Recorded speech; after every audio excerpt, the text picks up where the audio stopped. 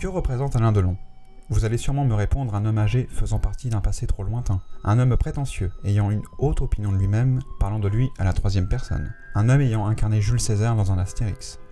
Un homme aux déclarations dures sur notre monde actuel, notre société, regrettant avec une profonde nostalgie un passé, des visages, des rencontres et des vies. Un homme qui ne plaît pas à tout le monde, mais qui ne laisse pas indifférent. Ici, on essayait d'arrêter de pointer du doigt ses phrases, ses mots et ses manières. Essayer d'arrêter d'écouter des ragots dans des émissions poubelles, essayer de se dire que cet homme fait partie effectivement d'une France, d'une génération qui n'existe plus. Essayer d'arrêter de porter un jugement, tout de suite, sans connaître réellement la personne, sans aucune preuve véritable, et de se dire que oui, les générations changent, soit en bien, soit en mal, tout dépend de notre vision des choses. Car avec tout ça qui reste fatigant et inutile, nous avons peut-être oublié l'essence même de cet homme qui aimait son métier, qui l'a appris avec des réalisateurs de légende, qui a côtoyé et travaillé avec des monuments du cinéma. Il a été une vedette, il a été une star, il est devenu un mythe. Mais avant tout, il est un acteur.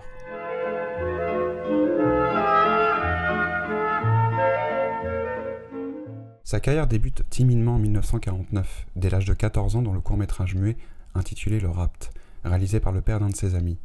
Il y incarne un gangster, mais cette première expérience reste un amusement, et à cette époque, le jeune Alain Delon ne s'imagine pas être comédien. À l'âge de 17 ans, il part faire son service militaire et surtout part pour la guerre d'Indochine. Cette expérience le marquera profondément. Durant son séjour dans la capitale indochinoise, il découvre un film, Touchez pas au Grisby, réalisé par Jacques Becker, sorti en 1954. Mais surtout, son acteur principal, qui le marquera, Monsieur Jean Gabin. En 1956, il revient à Paris et enchaîne les petits boulots. Mais surtout, il côtoie le monde de la pègre, des gigolos et donc de la prostitution. Sa gueule d'ange se fait remarquer, mais il ne cherche rien, il vit. Durant cette année où il est habitué au monde de la nuit, il rencontre la comédienne Brigitte Aubert, qui va l'éloigner de ce milieu. Ensuite, tout s'enchaîne. Alain Delon passe des essais concluants, même s'il n'a aucune formation de comédien, et entre dans le milieu du cinéma. Le producteur David O. Selznick lui propose un contrat de 7 ans aux États-Unis, à la seule condition qu'il doit apprendre l'anglais. Ce nom ne vous dit probablement rien, mais il s'agit du producteur entre autres du King Kong sorti en 1933, d'Autant n'emporte le vent sorti en 1939 ou encore de Rebecca qui est sorti en 1940. En gros, pas n'importe qui. Alain Delon commence à étudier l'anglais, mais une nouvelle rencontre va tout changer. Enfin, 2 rencontres. La comédienne Michel Courdoux et surtout son mari, le réalisateur Yves Allégret, qui prépare son prochain film. Et c'est donc en 1957, dans le film Quand la femme s'en mêle, réalisé par Yves Allégret, qu'Alain Delon commence réellement sa carrière. À cette époque, il est débutant. Pour le diriger, le réalisateur lui dira, je cite, « Écoute-moi bien, Alain. Parle comme tu me parles, regarde comme tu me regardes, écoute comme tu m'écoutes, ne joue pas, vis. » Ces mots seront ce qu'est la définition du jeu d'Alain Delon, au même titre que son modèle de l'époque, Monsieur Jean Gabin. Pour le moment, Alain Delon enchaîne les rôles, et dès l'année suivante, en 1958, il tourne dans Sois belle et tais-toi, réalisé par le frère d'Yves Allégret, Marc Allégret. Son rôle est un petit peu plus important, mais surtout il croise pour la première fois un autre débutant, mais lui a une formation de comédien, Monsieur Jean-Paul Belmondo. La même année, il enchaîne et cette fois-ci, il a le second rôle. Remake du film Like Bella, réalisé par Max Ophuls en 1933, Christine met en valeur son actrice principale, la star du film, Madame Romy Schneider, qui reprend le rôle joué par sa mère, Magda Schneider, dans l'œuvre originale. Cette tragique histoire d'amour carte postale aura plusieurs conséquences. La naissance de l'histoire d'amour entre les 2 acteurs principaux, le couple va devenir les fiancés de l'Europe, histoire de tourner la page de la Seconde Guerre mondiale, un Français et une Allemande s'aiment, la prise de liberté de Romy Schneider qui prend le risque de renoncer à une carrière facile, contrôlée par sa mère, mais surtout qui contrôle sa vie également, et enfin la carrière d'Alain Delon qui évolue. Avec Yves Allégret, Alain Delon a trouvé la personne qui l'a lancé, qui l'a rassuré. Ses 3 premiers films sont une naissance, le début d'une carrière, la création d'une vedette. Vous me direz, son entrée dans le milieu du cinéma s'est faite grâce à sa beauté. Oui, car les femmes n'étaient pas du tout insensibles à son charme. Mais Alain Delon ne va pas se contenter d'être seulement une gravure de mode et surtout, s'il est arrivé dans le milieu, ce n'est pas grâce à cette beauté fragile, mais à plus que ça. En 1960, Alain Delon passe à la vitesse supérieure et rencontre un réalisateur qui va lui apprendre encore plus son métier. Il va devenir son premier maître de cinéma, René Clément. René Clément fait partie des plus grands réalisateurs et metteurs en scène du cinéma français. Tout au long de sa carrière, il a cherché à innover, que ce soit sur la technique, sur la prise de vue et sur la mise en scène. Il est l'un des premiers à réaliser des prises de vue en extérieur, à dissimuler des caméras afin d'obtenir une dimension documentaire, de vérité à ses œuvres. Ces techniques et ces films ont été énormément critiqués par les jeunes auteurs de la nouvelle vague, ces mêmes auteurs qui utiliseront la plupart du temps les mêmes techniques que René Clément. plutôt vague que nouvelle, n'est-ce pas? René Clément était un chercheur du cinéma. On lui doit entre autres Au-delà des grilles, sorti en 1951, qui a reçu l'Oscar du meilleur film étranger, Jeux interdits en 1952, la superproduction Paris brûle-t-il en 1966, ou encore Le passager de la pluie en 1970. René Clément prépare l'adaptation du roman de Patricia Highsmith, intitulé Monsieur Ripley. Le rôle principal, Tom Ripley, sera incarné par le comédien français Jacques Charrier, et le second rôle, celui de Philip Greenleaf, sera incarné par Alain Delon. Mais en lisant le scénario, Alain Delon se rend compte qu'il est fait pour incarner le rôle de Ripley, un voyou. Il en parle à René Clément et au producteur du film, mais la discussion fut bien entendu très tendue, car Delon n'est rien à ce moment-là. Et les producteurs vont bien lui faire comprendre ça. Mais la propre femme de René Clément, Bella Clément, va prendre la défense d'Alain Delon et dire à son mari que, je cite, « Le petit a raison ». Le comédien Jacques Charrier quitte le projet pour raisons personnelles, et une nouvelle distribution est faite, et Alain Delon change de rôle, et donc devient Tom Ripley. Il est une vedette, il va devenir une star.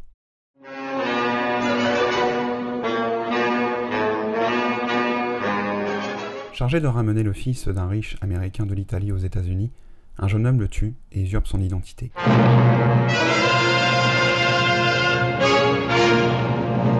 Faux semblants, imitation, fascination et substitution. René Clément signe une œuvre fascinante qui est encore aujourd'hui très moderne grâce à sa mise en scène et sa manière de raconter son histoire. Il s'agit d'un film noir magnifiquement coloré, ce qui est contradictoire, mais totalement logique. On y parle d'illusion, de création, de mise en scène, de faire du vrai avec du faux, et donc de cinéma en quelque sorte. Ouais, mes affaires. Je m'amusais. Alain Delon est à la fois fragile, charismatique, inquiétant et froid. Un félin sous le soleil attendant le bon moment pour attaquer. Il est Tom Ripley. René Clément le montre tout d'abord comme un voyeur, un spectateur de la vie de Philip Greenleaf, incarné magistralement par Maurice René. De plus, Tom est fasciné par lui. Quant à Philippe, il s'amuse avec Tom Ripley. Il joue de lui.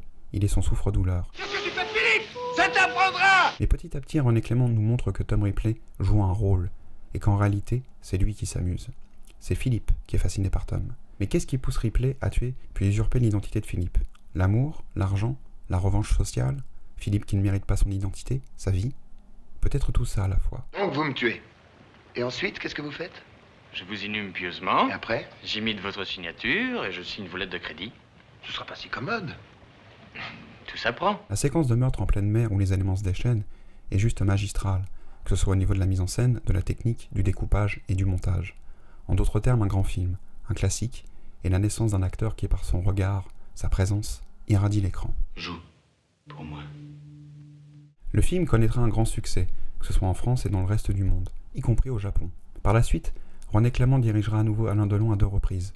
Quelle joie de vivre en 1961 et dans Les Félins en 1964 où Alain Delon donne la réplique à Jane Fonda. Le personnage de Ripley aura le droit à plusieurs incarnations au cinéma. En 1977 dans le film L'ami américain, incarné par Dennis Hopper, qui adapte le 3e roman intitulé Ripley s'amuse, en 2002 dans Ripley s'amuse incarné par John Malkovich, entre autres.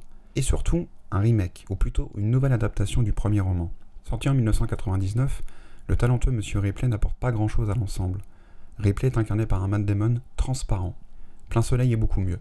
Enfin, après, chacun ses goûts. Parmi les spectateurs qui ont vu Plein Soleil, il y a un réalisateur italien qui prépare son prochain film. Il est marqué par la présence d'Alain Delon, et les deux hommes se rencontrent. Ce réalisateur est Luchino Visconti. Luchino Visconti est un metteur en scène de théâtre et d'opéra. Il fait partie des plus grands réalisateurs italiens de l'histoire du cinéma, et il faudrait toute une vidéo pour présenter ce monsieur, son histoire et surtout ses œuvres. Mais pour faire simple, il a commencé dans le cinéma en étant l'assistant d'un des plus grands réalisateurs français, Jean Renoir, dans Les Bas-fonds, sorti en 1936 par exemple. L'œuvre de Visconti est dominée par des histoires racontant de façon réaliste la vie et les drames quotidiens du peuple italien, la politique, le racisme, les classes sociales, la décadence humaine, morale et physique, et également la bourgeoisie, l'aristocratie et sa fin. On lui doit entre autres Les Amants diaboliques en 1943, Bellissima en 1948, Senso en 1954, Nuit blanche en 1957, Ludwig ou Le crépuscule des dieux en 1973, dans lequel Madame Romy Schneider reprend son rôle de l'impératrice Sissi en beaucoup plus réaliste et plus du tout carte postale, ou encore L'Innocent en 1976 qui sera son dernier film. Mais en 1960, Luchino Visconti prépare son 6e film. Il cherche l'interprète idéal pour l'un des personnages centraux de l'œuvre, un dénommé Rocco. Après l'entretien avec Alain Delon, Visconti aurait déclaré qu'il a vu son personnage. Alain Delon rencontre son 2e maître de cinéma.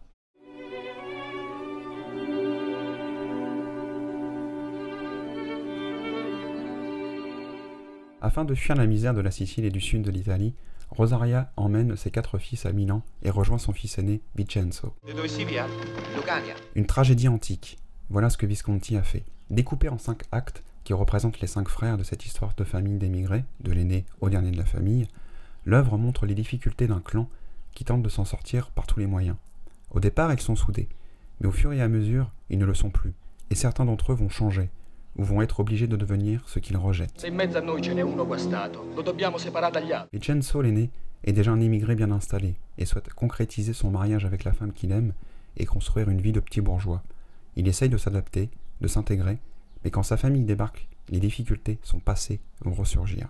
Simone, à première vue, est le frère le plus fort mentalement et physiquement. Incarné par un brillant Renato Salvatori, il peut avoir une carrière de boxeur, mais l'environnement citadine va le détruire, va le faire sombrer, et surtout, on découvre que c'est lui le plus fragile, et son acte ultime va le faire sombrer définitivement. Un point de non-retour. Ciro, lui, veut s'en sortir. Il veut prouver à sa famille qu'il réussira honnêtement, en étudiant et en travaillant dur, ce que le petit dernier de la fratrie, Luca, comprend et rejoint. L'espoir d'un avenir en s'adaptant, en s'intégrant. J'aurai confiance. J'aurai plus peur. J'aurai vraiment confiance. Et enfin le frère incarné par un Alain Delon magistral, Rocco. Rocco est un ange, un saint, son but, mais en voulant s'accrocher à un idéal, il va se sacrifier en tout point de vue. Il va devenir un boxeur plein de rage et de violence, ce qu'il ne supporte pas, ce qu'il n'est pas. Rocco est le bon côté de Simone. Et au milieu de cette fratrie, il y a Nadia, incarnée par la magnifique Annie Girardot. Nadia n'est pas la femme dangereuse qui détruit 2 frères, elle est plus que ça. Nadia est une personne perdue qui tente d'effacer son passé, qui souhaite être libre, et l'amour de Rocco peut la sauver, peut la garder en vie. Tu arriveras peut-être à apprendre à ne plus avoir peur. Oui. Visconti propose un film dur, violent, sombre, et certaines séquences peuvent choquer, ou du moins secouer, surtout une. Alain Delon est Rocco, et il est magnifiquement émouvant. Un immense film, un classique, encore une fois. Avec le recul, Rocco et ses frères, par sa construction, cette tragédie antique italienne, cette épopée, a probablement influencé Francis Ford Coppola pour sa trilogie, Le Parrain, voire même Martin Scorsese pour Raging Bull, surtout au niveau de son esthétisme. Alain Delon confirme son ascension et surtout son talent. À partir de ce moment-là, il va enchaîner, non pas de petits films sans saveur se reposant sur son physique, mais des projets très différents. On le retrouve dans le très marquant L'Éclipse en 1962, réalisé par un autre immense réalisateur italien, Michelangelo Antonioni, réalisateur entre autres de Blow Up, le film à sketch Le Diable et 10 Commandements, réalisé par Julien Duvivier. La même année, il apparaît dans un petit rôle dans la comédie Carambolage avec Jean-Claude Brialy, Louis de Funès et Michel Serrault, entre autres. En d'autres termes, il commence à dessiner sa carrière et surtout ses choix. Il alterne entre films dits d'auteur et films dits plus populaires. Mais au même moment, en même temps que lui, un comédien se fait beaucoup remarquer et surtout, il enchaîne les succès. À ce moment-là, Jean-Paul Belmondo est plus que populaire auprès du public français. Alain Delon, lui, est un acteur européen, voire même mondial. Ayant l'esprit de compétition, Delon décide de participer à un film dit plus commercial. Par chance, il apprend que le tandem Gabin-Verneuil et Audiard se reforme et prépare un film. Delon saute sur l'occasion, mais la Metro-Goldwyn-Mayer, qui distribue le film, refuse de l'engager. Ils ont déjà une immense tête d'affiche, c'est suffisant. Mais Alain Delon ne lâche rien, car l'opportunité est trop grande. Jouer avec l'un de ses modèles, ça n'a pas de prix. Et donc il décide de jouer dans le film, gratuitement.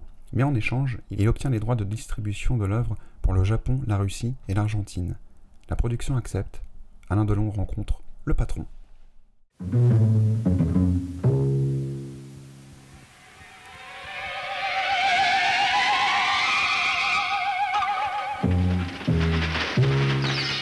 Après une longue peine de prison, Charles revient dans le quartier de son enfance. Tout de suite, il songe à un nouveau coup, le hold-up de Palm Beach de Cannes. Il commence à recruter ses partenaires. Si je comprends bien, tu me mets sur un coup. T'es pas d'accord? Comme je l'ai déjà mentionné en abordant Monsieur Jean Gabin dans une précédente vidéo, le film réalisé par le très grand Henri Verneuil est une œuvre 5 étoiles, des dialogues magiques, mais contrairement à Saint-Jean d'hiver, il ne s'agit pas d'un duo, d'un échange, d'une communion. Le film s'intéresse plus au personnage du jeune loup, et donc d'Alain Delon. Désirez, monsieur? D'abord un whisky, et ensuite savoir qui est qui. Cela n'empêche pas d'apprécier ce grand film avec une fin plus que marquante, et surtout, de voir 2 grands acteurs se donner la réplique qui deviendront amis par la suite. Un classique, encore une fois. Et ça va chercher gros. Beaucoup de pognon. Aux alentours du milliard. Le film connaîtra un excellent succès avec 3,5 millions d'entrées en France. Il a rapporté $1 million aux États-Unis, 2 400 000 entrées en Italie et 482 473 entrées à Tokyo. Le film a donc rapporté surtout pour une personne, Alain Delon. Pas d'imprudence, s'il vous plaît. Donnez pas à ce monsieur l'occasion de faire une bêtise supplémentaire. Alain Delon a réussi à approcher et surtout jouer avec l'un de ses modèles. On pourrait penser à ce moment-là que la boucle est bouclée, mais il n'en est rien. Il est jeune, il est une star, il fait rêver de nombreuses personnes à travers le monde, mais le jeune acteur va aller encore plus loin. Il enchaîne avec un autre film en retrouvant son deuxième maître, Luchino Visconti, et encore une fois, c'est un classique.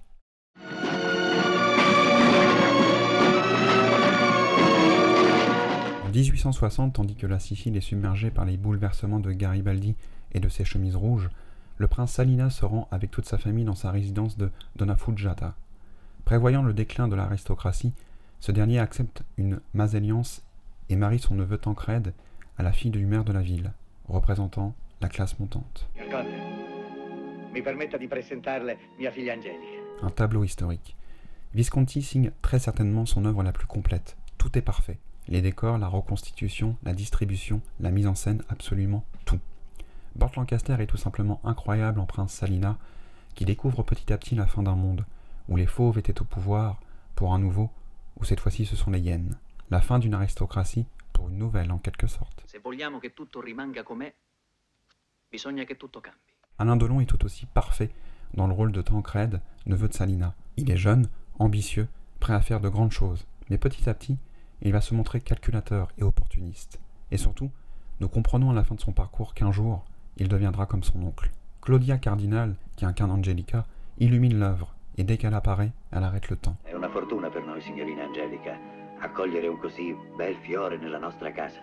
Grazie, principe. Visconti signe l'un des plus beaux films de l'histoire du cinéma, mélancolique, parlant de la fin d'une époque. Une œuvre sur le destin magnifique qu'il faut voir, découvrir, revoir et redécouvrir pour toujours. Toujours humain, évidemment. Un siècle ou deux. Après, les choses seront peut-être différentes. Mais alors, pire. Alain Delon est devenu un acteur majeur du cinéma européen. Que peut-il faire après? Du théâtre, sous la direction de Visconti, dans la pièce « Dommage qu'elle soit une putain », où il donne la réplique à Romy Schneider. Les fiancés de l'Europe se séparent quelques mois plus tard. Mais il n'oublie pas le cinéma pour autant. Jean-Paul Belmondo a fait cartouche, et bien en 1964, Delon propose La Tulipe Noire, film de cap et d'épée très sympathique, où l'acteur a un double rôle. Il réalise lui-même la plupart de ses cascades, et surtout ce film sera le plus rediffusé à la télévision française. Il décide de se lancer dans la production et produit toujours en 1964 L'Insoumis réalisé par Alain Cavalier, et dans la foulée sa carrière devient internationale. Il apparaît dans le film à sketch La Rolls-Royce jaune, avec entre autres Jean-Len McClane, Les Tueurs de San Francisco aux côtés d'Anne Margaret en 1965, Texas nous voilà aux côtés de Dean Martin en 1966, Les Centaurions dans lequel il retrouve Claudia Cardinal et donne la réplique à Anthony Quinn. Mais en 1967, Alain Delon forme un autre duo, avec l'un des plus grands acteurs du cinéma français, Monsieur Lino Ventura.